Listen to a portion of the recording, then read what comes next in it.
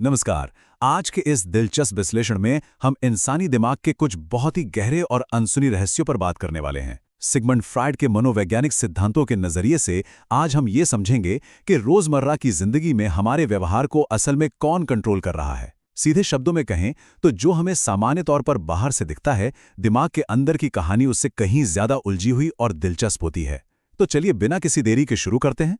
अक्सर ऐसा होता है ना कि किसी बहुत ही जाने पहचाने इंसान का नाम अचानक जहन से उतर जाता है, या फिर जल्दबाजी में घर से निकलते वक्त अचानक हाथ से चाबियां गिर जाती हैं।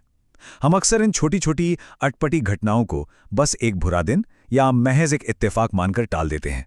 लेकिन क्या वाकई ये सिर्फ इत्तेफाक हैं, या फिर हमारा ही दिमाग हमारे साथ कोई लुका छिपी का खेल खेल रहा है? चलिए इस पर जरा गहराई से गौर करते हैं। हम सभी के साथ कभी ना कभी ऐसा जरूर होता है जब कहना कुछ और होता है लेकिन मुंह से अचानक कुछ और ही निकल जाता है। मतलब दिमाग में पूरी एक स्क्रिप्ट तैयार होती है कि बात कैसे करनी है, लेकिन जब बोलने की बारी आती है तो शब्द कुछ बिल्कुल अलग ही रूप ले लेते हैं। ये जो छोटा सा अंतर है ना, जो सोचना और जो बोल देना, यही मन के एक बहुत बड़े रहस्य की शुरुआत है। मनोविज्ञान की भाषा में इसे साइकिक डिटर्मिनिज्म कहा जाता है।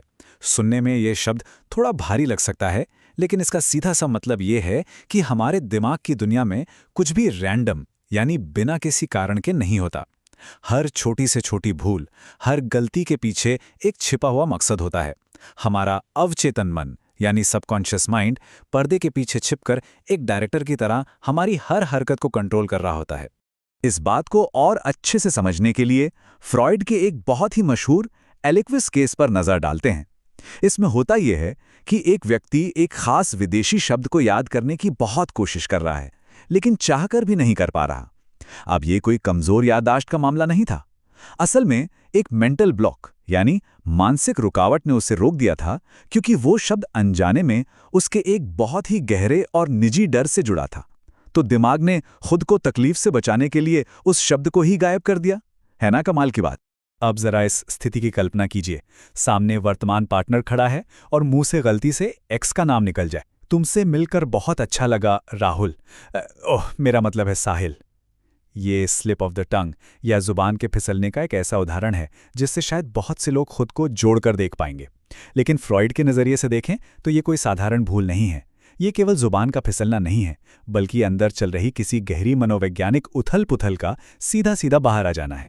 होता क्या है कि हमारी जुबान से निकले शब्दों और उनके असली मनोवैज्ञानिक अर्थ के बीच एक बहुत गहरा कनेक्शन होता है।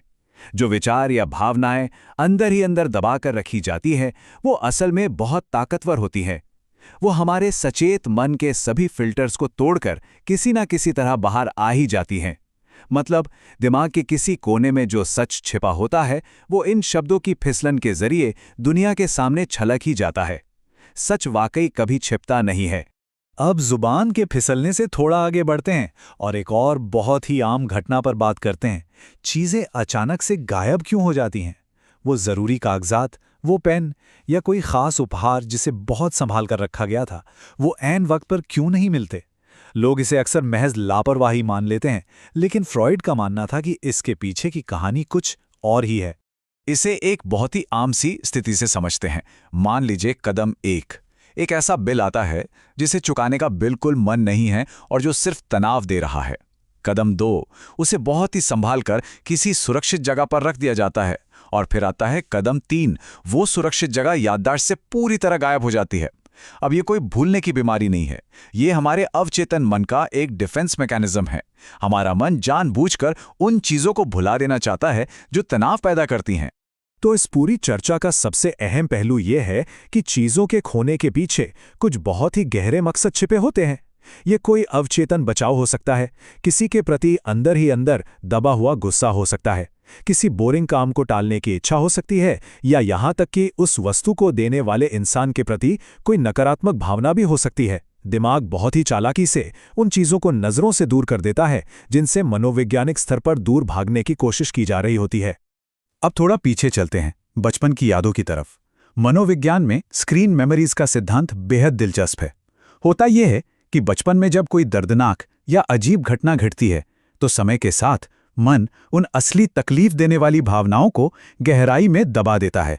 और जब इंसान बड़ा होता है, तो दिमाग उस पुरानी घटना की एक नई, थोड़ी कम दर्दनाक या कहें तो एकदम मनगढ़ंत याद तैयार कर लेता है। इसे ही स्क्रीन मेमोरी कहते हैं। ये इस बात का सबूत है कि दिमाग कड़वी सच्चाइयों से बचाने के लिए किस तरह से यादों को दोबारा लिख सकता है।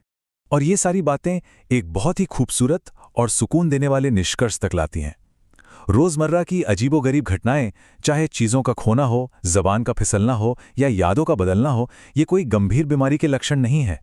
ये खामियां बस ये बताती हैं कि हम सब इंसान हैं। हम सभी अपनी भावनाओं, जटिलताओं और थोड़ी सी नर्वसनेस के साथ जिंदगी जी रहे हैं। ये एक बहुत ही सामान्य मानवीय अनुभव है जो हम सब में एक जैसा है। तो इस चर्चा को खत्म करते हुए एक विचार करने वाला सवाल छोड़ते हैं। अगर ये रोजमर्रा की गलतियां असल में हमारी ही छिपी हुई इच्छाएं और भावनाएं हैं, तो हमारा अपना दिमाग हमें क्या बताने की कोशिश कर रहा है? अगली बार जब जुबान फिसले या कोई चीज खो जाए, तो एक पल रुककर जरूर विचार करना चाहिए कि इसके पीछे की असली वजह क्या हो सकती है। अगर इस विश्लेषण से कुछ नया और दिलचस्प सीखने को मिला है, तो इसे लाइक जरूर करें और ऐसे ही शानदार मनोवैज्ञानिक विषयों के लिए चैनल को सब्सक्राइब करना ना भूलें। जुड़े रहें और अपने मन को समझते रहें।